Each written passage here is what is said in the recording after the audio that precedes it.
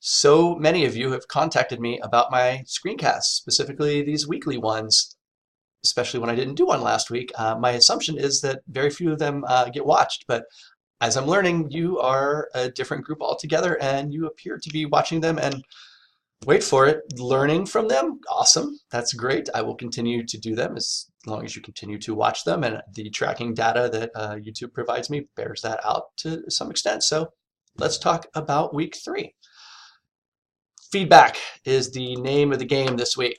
There's going to be an opportunity for you not only to do some writing, to share your writing with someone else, but also to share your thoughts on someone else's writing. So we really get into the community of learners aspect of our class. Just because we're online doesn't mean we're not all in the same boat. It's just a virtual boat. Instead of occupying the same airspace, we're occupying, of course, the same digital space. And as a result, we should all still be, this isn't a competition. We should be all rooting for a large-scale success on every level for everyone. That's certainly where I began all my teaching. I had more than my share of, let's say, adversarial professors throughout my career. I'd say especially in graduate school, but in undergrad as well. And I never really responded to that. I always felt I did my best work when I had the sense that my instructor was right there alongside me, challenging me to maximize my potential. And every teacher kind of does the thing that they liked as a student or wish they had gotten more of as a student, and I'm certainly no exception. So feedback is a very, very important part of not only the writing process, but of getting good writing done. As you'll learn once you settle into careers, very little of what you will write in your professional lives will be not seen by anybody, and this will come up during the collaborative essay as well, that very little writing gets done in a vacuum and doesn't get absorbed by other people in some way or informed by other people. So this is a nice foray into that. And I don't know if you've done peer review before. If it's not a perfect process this first time around, no sweat whatsoever, will be okay. Let's get a couple of things clear and above board before we really get into it. So if you have any questions about the peer review process, just make sure you've read everything, watched everything, looked everywhere, and tried your hardest. I'll be happy to help you once that happens. Okay, I've said this already in a previous screencast that hopefully you'll watch a little bit later, the peer review screencast, but as much as I like peer review, let me go big screen, lucky you. As much as I like and really believe in peer review, it is dependent on other people, and there's always an inherent risk involved when you have to depend on someone else to get your work done. So what I've tried to do is reduce that risk for those of you who are diligent, who are hardworking, who are responsible for their own education.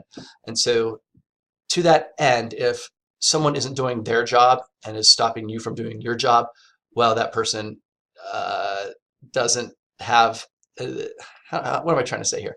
That person is not going to slow you down at all, though. We're not going to let them. Okay. So my short, condensed version of this is do your work, be responsible, put stuff where it's supposed to, and share stuff correctly. If those things don't happen now, after a 24-hour period, all right, so let's say you go into the peer review sheet that I've explained in a previous screencast that you hopefully, again, will watch soon.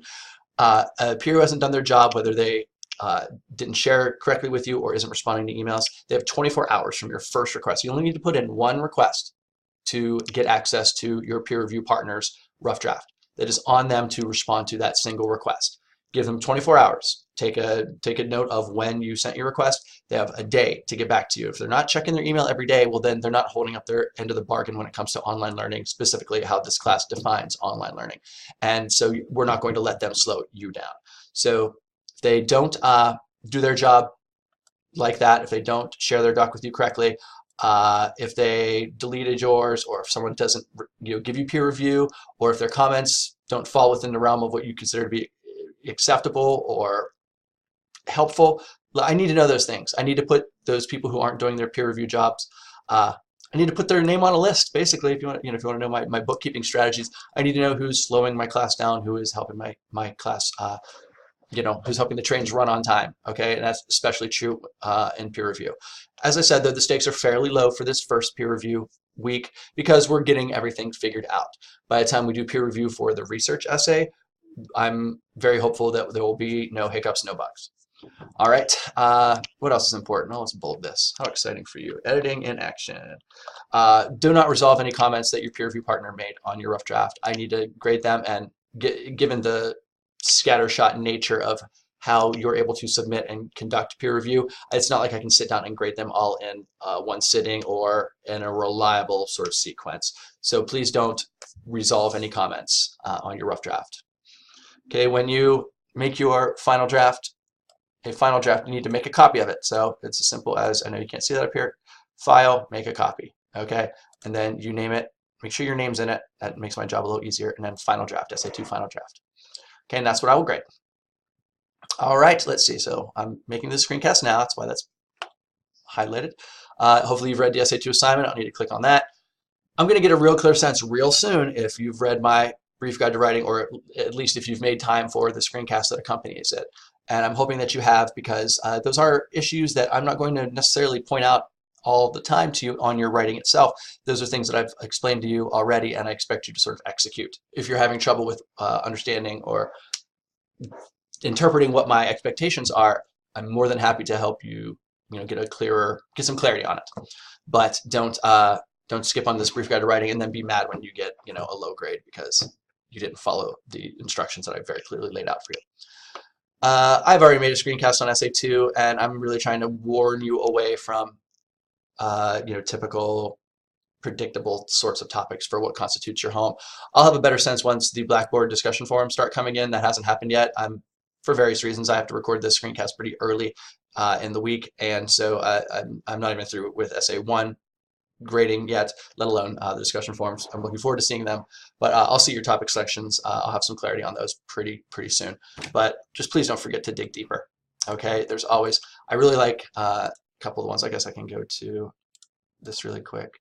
The questions, the SA2 rough draft help document. Investigate is the most important step. You can describe it, and that's fine. It's important for me to get a sense of maybe layout or space, that sort of thing. But can you compare and evaluate your place to some place similar? All right. Can you, and again, this is a good one, the central conflict within it.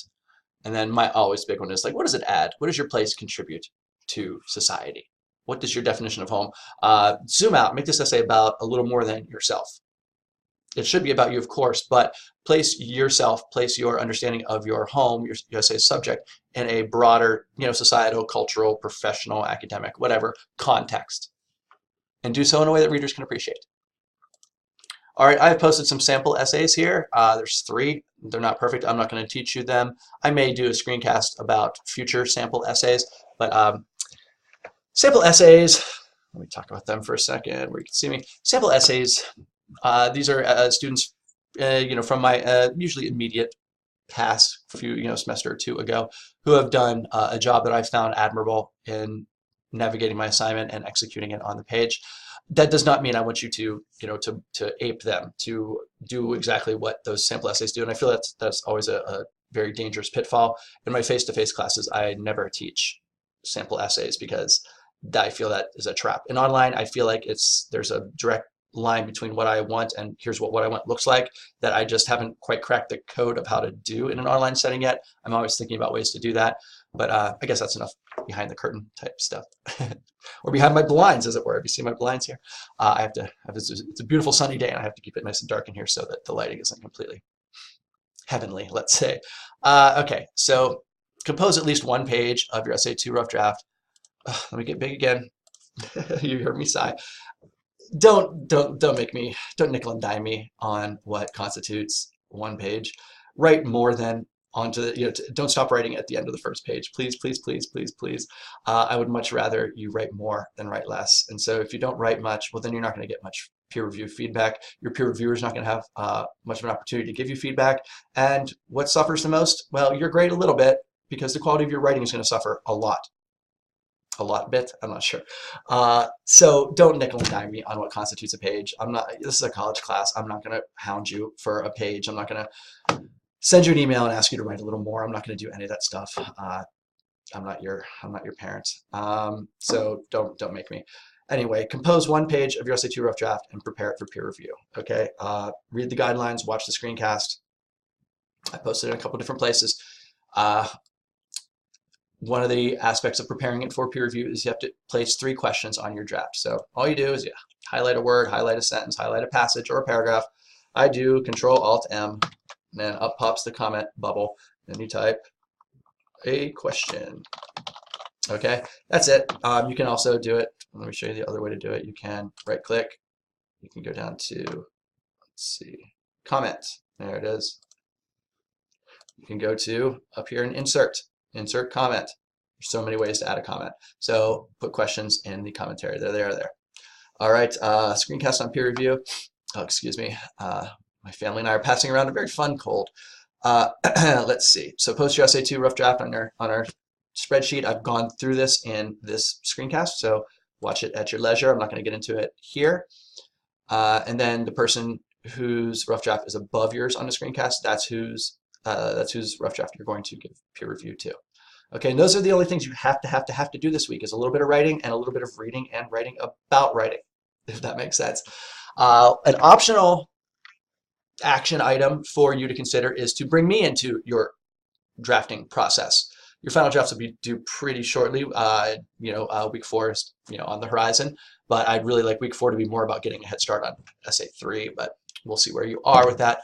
But if you want me to do that, I need you to, let me move the box up here a little bit. There we go. I need you to click on the share button. Okay, you click on it. Your rough draft, that is. Okay, make sure I have can edit access. If it's in your folder, that shouldn't be a problem. And you type my name, make sure that the email address is correct, and then you click send. Then what happens is, you can look at my very filthy inbox right now. Not filthy that way. You know what I mean. It'll appear in my inbox, and then that makes my workflow very smooth. So if you want some feedback from me before I have to grade your rough draft, that's not something I require. You don't have to show me your work before I grade it. If you'd like some early feedback, well then, don't you hate it when old people use slang? I got you, fam. I got you. I will happily give you feedback on your rough draft. But in order for my workflow to be manageable, you have to do so by this time. Okay. So sooner the better. You can send it whenever. I stop accepting early feedback requests at this time. Okay. 8 a.m. Thursday the 14th. Make sure I got the date correct. Thursday 14th. Okay. So 8:01 on the 14th, forget it. Okay, because I can't have you just sending me rough drafts trickling in, dribbling and drabbing in all weekend long. That creates not a work environment in which either of us are going to be very productive. And it also creates a dynamic that I'm not interested in establishing with you. That is to say, you can turn your work in whenever you want. That's not how I get down. Okay, and then so all this, I don't think I said it, all this has to be done by Thursday the 14th. Okay. And then peer review is due. I'm giving you plenty of days to do the peer review. You have until Monday. So I'm not going to look at your peer review until then, mainly because I'm trying to accommodate all of the hiccups that are inherently going to come when people aren't paying attention to how their document settings are shared, or if someone uses their high school Gmail account, that's going to create sharing problems, right? From Jump Street. So I'm allowing plenty of time. We're going to have a much tighter peer review timeline in future endeavors, but while we're getting our feet underneath us, while we're taking this sort of warm-up lap around the track as a group, I'm okay with giving you almost pretty much a weekend, a nice long weekend to get your peer review done. But it's my hope that you will put a full measure of effort into your peer review so that you will be helpful to each other.